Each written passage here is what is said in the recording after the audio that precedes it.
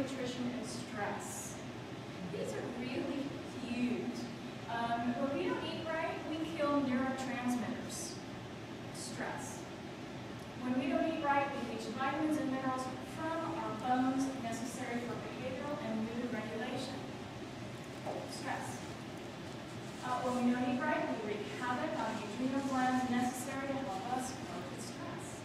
We use what's supposed to be there for stress. More stress. When we don't eat right, we store toxins in our fat, muscles, tissues, joints, bones, and cartilage. Okay, can only be stressful to the body.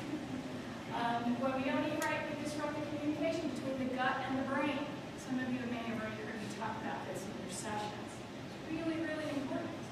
And when we don't eat right, we interfere with the body's ability to make feel-good chemicals like serotonin and dopamine. And not just originating in the brain, they originate by pathway of what we eat. I'm going to delve into each of these individually.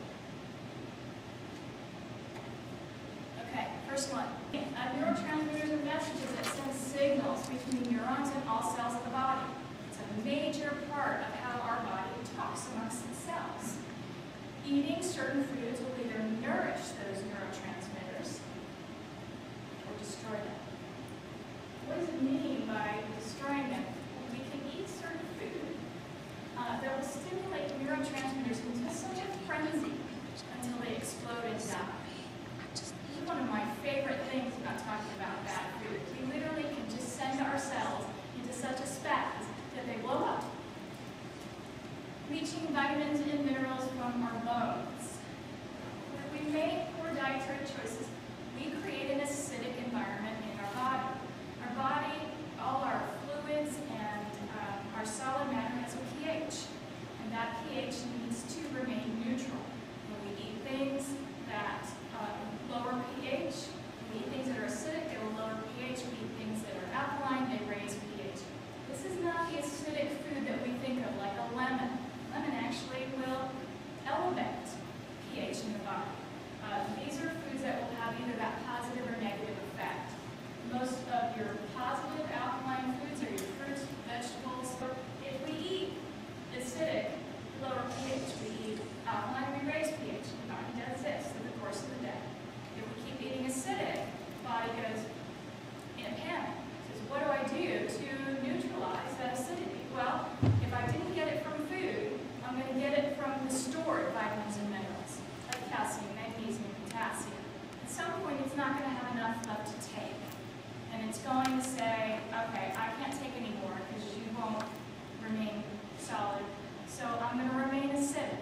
Then we kind of become our own petri dish for illness and disease. Magnesium isn't just responsible for our physical health, it's responsible for our mental health. It will help regulate our mood, including irritability and hyperactivity. I am not ever surprised when I see kids that come into my office via their parents in a discussion, and we're talking about levels of irritability and hyperactivity, and they're not going to the bathroom every day. It's definitely a correlation.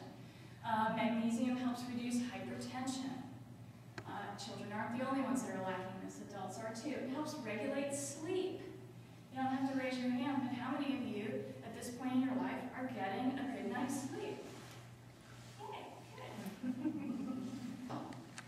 Adrenal fatigue. When we use the adrenals for energy instead of helping regulate stress in the body, it can look like hyperactivity in children. It's going to look like exhaustion and fatigue in adults. A great combination in the home. Now, hyperactive children and exhausted adults. Sugar. We'll talk about sugar in more detail, but it's incredibly disruptive to cortisol levels. If you're doing the 3 o'clock afternoon slump, it means you do not have enough cortisol to get through your day. Your adrenals are stressed. Most women I talk to are having that slump right when their children get home from school and they're expected to make dinner. And then we're exhausted, so we don't make good choices with our children, we don't make good choices in preparing dinner, and we start the cycle all over again. When we store toxins in our body, this is pretty stressful. 99.9% of toxins that exist in our body are there because we put them there. Because we either ingested something or we put it in our skin. You know, people get really excited when they start working with me in nutrition, and they'll want to do, you know, as close to what I did. I mean, left the city, put myself in this little bubble, cocoon. It's a great learning experience. I think it lends itself to what I do incredibly well. But you don't really have to do that, because we really are in control of most of what we're being damaged by. Again, our food. When the body is dealing with stored toxins, it's exhausting. It's exhausting. You have no idea how much energy you could have if you lighten the toxic load in your body. It's not just affecting our stress levels and our moods, it really is setting us up for illness and disease. Chronic and degenerative diseases did not exist since the beginning of time. Ancient man was killed off by accidents and poor hygiene, not by chronic degenerative diseases. So if we could take what they knew about eating and what we know about safety and hygiene, put those two things together, you know, we really could improve the quality of our life. You know, my husband says to me, what are we trying to do, live forever with this?